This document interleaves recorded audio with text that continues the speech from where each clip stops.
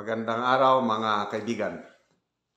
Ang topic natin ngayon ay si Mr. Larry Gadon.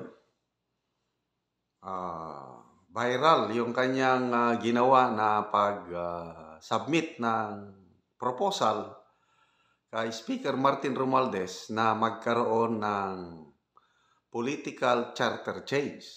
Okay? So maraming nag-react na netizens, sectors of society na kabubuhan. Ito ngayon, hindi na lang mga netizens ang nagre-react. May mga kongresista na pumalag na sa kabubuhan ni Mr. Larry Gadon. Okay, dito sa Manila Times, title sa article, Ignore Gadon's Chacha Proposal. Sinulat ni Red Mendoza. Okay. So, dalawang mambabatas itong bumatikos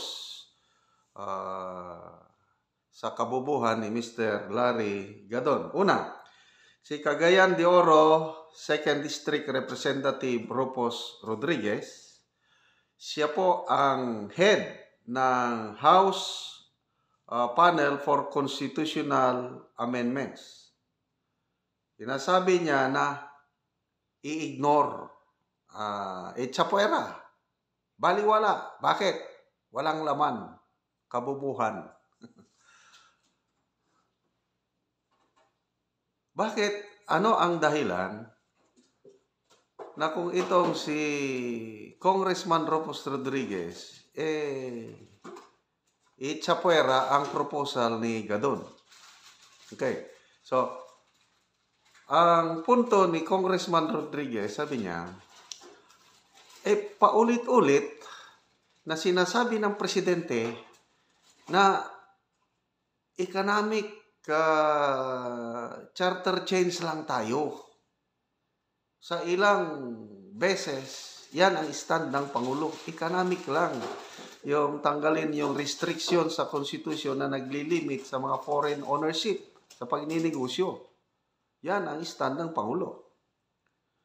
So dahil yun ang stand ng Pangulo, sabi niya, yun din ang sinusunod ang mga pronouncement ni Speaker Martin Romualdez. Kaya sabi niya, ako bilang head ng panel on constitutional amendment, sinuportahan ko yun kasi kailangan may baguhin nga sa economic provisions. Ngayon, biglang isiningit ang political amendments.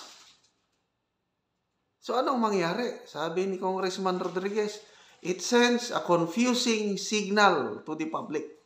Kaya sabi niya, ayun na nga ang resulta, nakaka-confuse na, lalo na yung resulta ng Pulse Asia Survey na 88% ng mga respondents ay ayaw sa charter change. So, nanawagan siya kay Speaker Martin Romualdez na huwag pansinin ang proposal ni Larry Gadon. Okay?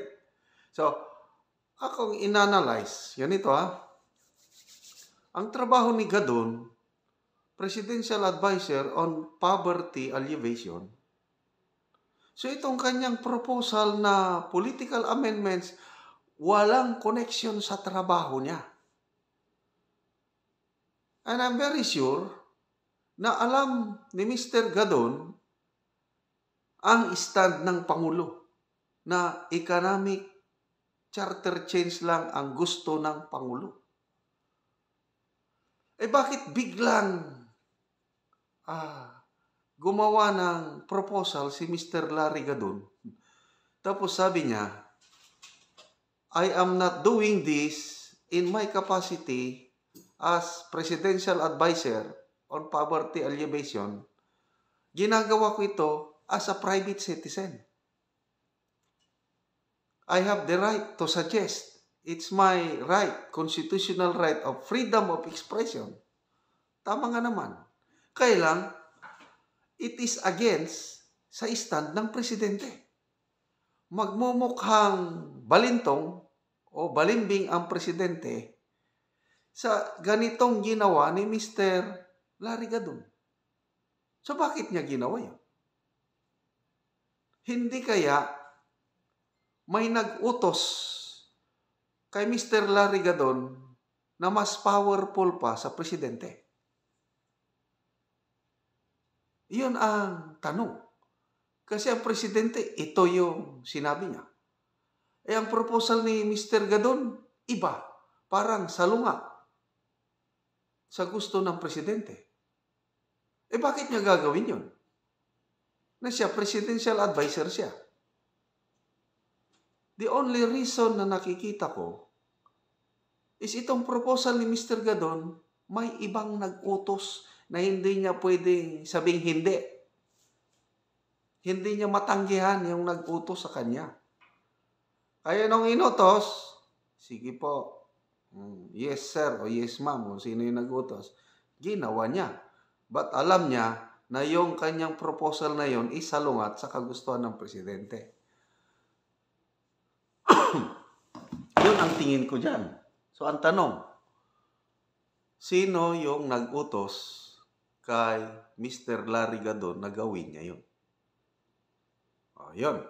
I-comment nyo na lang. Basta hindi ko na lang babanggitin. Meron na akong idea kung sino yun. Kaya lang hindi ko na lang babanggitin. Kaya dito na tayo medyo nagkakagulo. Kasi sa dami ng nag-uutos. Kasi kung ang presidente lang sana ang masunod, walang problema. Kasi meron naman talagang dahilan na yung mga restrictive provisions ng economic provision, pwedeng pag-aralan. Kaya lang, ang ayaw ng sangkatauhan is yung political amendments. Yun ang statement ni Congressman Rufus Rodriguez. Pag ituloy nila ang political amendments, sabi ni Congressman Rodriguez, I will never support it. Kasi ang proposal ni Mr. Gadon is i-extend ang term of office ng mga mayors, governors, congressman. Ngayon, 3 years lang, gagawing 6 years. Tapos pwede pa silang magre-eleksyon. Di 12 years ang kanilang termino. Ano pa? Proposal ni Mr. Gadon na mag-change ng form of government from presidential maging parliamentary. So kung parliamentary, magkakaroon tayo ng prime minister. Na ang prime minister, hindi nabubutuhan ng mga tao. So tayong mga tao, nawalan na tayo ng yung ating power to vote for the head of state, for the prime minister. Kasi kung matuloy na parliamentary tayo, ang presidente, head of state na lang yun, ceremonial. Ang nagpapatakbo sa bansa, yung prime minister, na hindi naman tayo ang pumili. Ang botohan lang natin, kung parliamentary, yung members of parliament o congressman ba, assemblyman, yun lang botohan natin.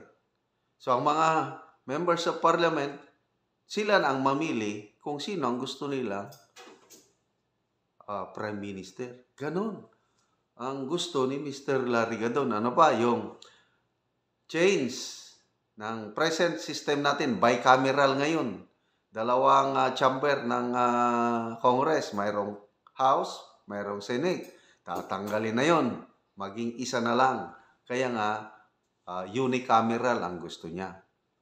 Ito yung delikado na ng mga provisions na salamat kay Congressman Rufus Rodriguez na tumututol. Okay, sino pa yung pangalawang kongresista? Si Alliance of Concerned Teachers Representative Franz Castro. Sabi niya, ito na, lumabas na ang tunay na motibo ng administrasyong ito. Sabi niya, yung proposal na yon na patibong lang yung economic tsa-tsa. Pampabuelo lang, pampapogi. But ang real intention ng administrasyong ito, sabi niya, is yun na. Political amendments para tatagal sila sa pwesto. So, salamat sa mga kongresista na ito na hindi pumapayag sa political So, yung charter change na yan na economic, pasado na sa House yung resolution of both houses number 7, depende na sa Senado kung gaano sila kabilis na mag-aksyon sa resolution of both houses number 6. Halos parehas lang yan. After itong Holy Week break, pag-resume yun ng session sa Senado, pag-usapan na kung papasa yung resolution both houses number 6. So, hintayin natin. So, meantime, huwag tayong maging kalmante, bantayan natin itong kabubuhang proposal ni Mr. Larry Caron. Kailang walang matuloy na political amendment sa ating konstitusyon.